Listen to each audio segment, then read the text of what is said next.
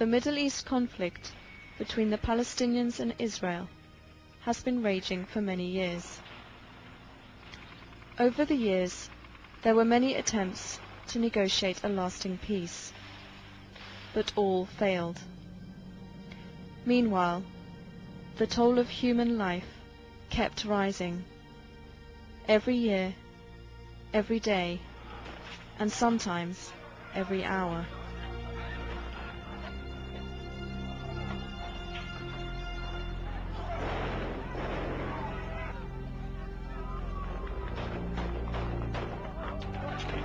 Finally, there was a glimmer of hope, starting with the Madrid Conference in 1991.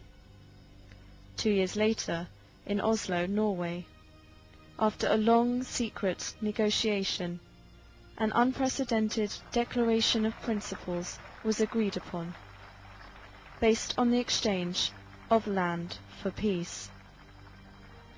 New hope seemed to be on the horizon. Together, today, with all our hearts and all our souls, we bid them shalom, salam, peace.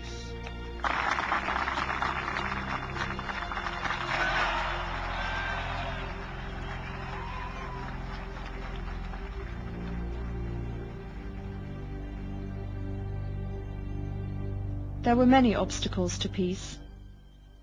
The status of 5 million Palestinian refugees scattered throughout the region, the borders between the two sides, and the future control of the borders with neighboring countries, the sharing of the world's holiest city, Jerusalem.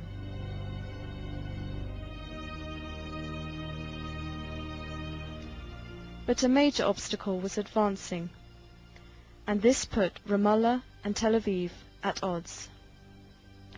The Israeli colonies, or settlements, in the heart of Palestinian land. This obstacle was a direct threat to the guiding principle for the entire negotiation: land for peace. The Israeli settlement policies started almost with the beginning of the occupation.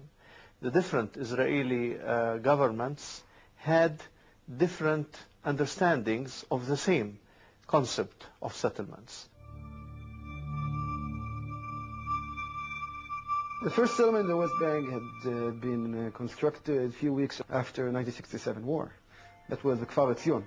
A year later, a bit more than half a year later, 1968, a group of settlers had moved to Hebron. They had moved to Hebron by the agreement back then, which had been done between them and the military. They were supposed to stay in Hebron only for a week and only during the Passover. Within 2 weeks after Israel conquered, already there were plans for settlements. There were plans for what we're going to keep. There were plans of giving Palestinian areas back to Jordan. The Jordanian option was the option of the Labour Party. So that the idea that this is our country, we've now grown our country. Now the trick is, how do we keep it and keep control of the land and make this all the land of Israel, but get rid of the Palestinian population? That, until today, from 1967 until today, remains the essential issue. Even those settlements were deeply rooted within the Zionist ideology. No clear policy within the ruling Labour Party of Israel had been set on how to begin the settlement enterprise. But all changed in 1974 with the formation of Gush Emunim, the Bloc of the Faithful. The ideological settlement movement was born in the settlement of Kfar Etzion by some fundamentalist rabbis who claimed to be called by God to extend the borders of Israel from the Jordan to the sea. The ideology is that Zionism and the will of God coincide here on the land of Israel.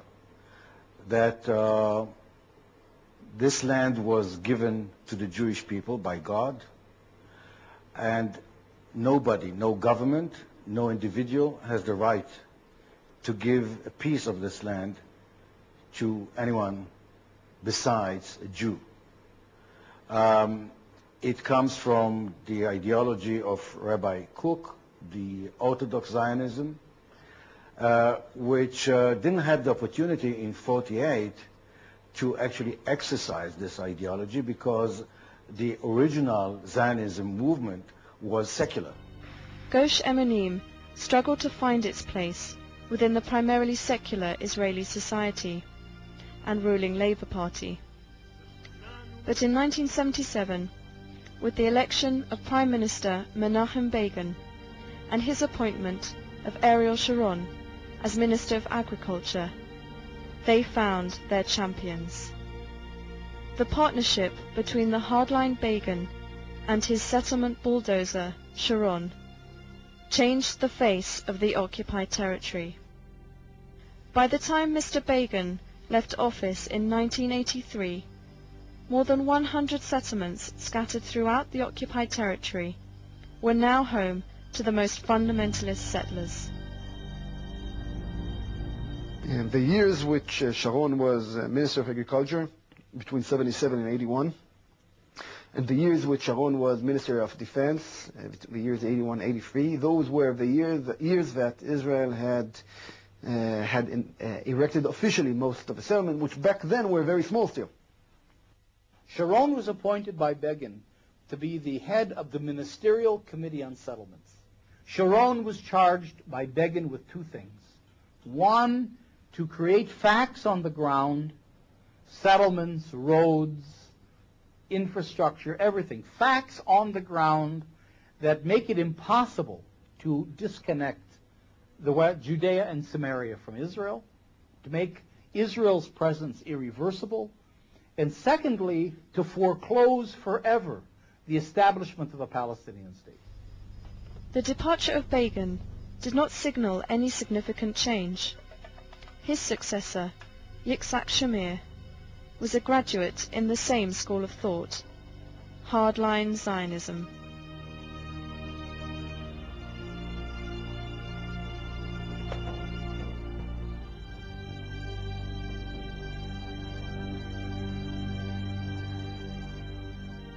In 1983, the Israeli Ministry of Agriculture and the World Zionist Organization published a master plan that called for 43 new settlements, 300 to 450 kilometers of new roads to connect and serve the settlements, and proposed quadrupling the number of settlement residents to 100,000.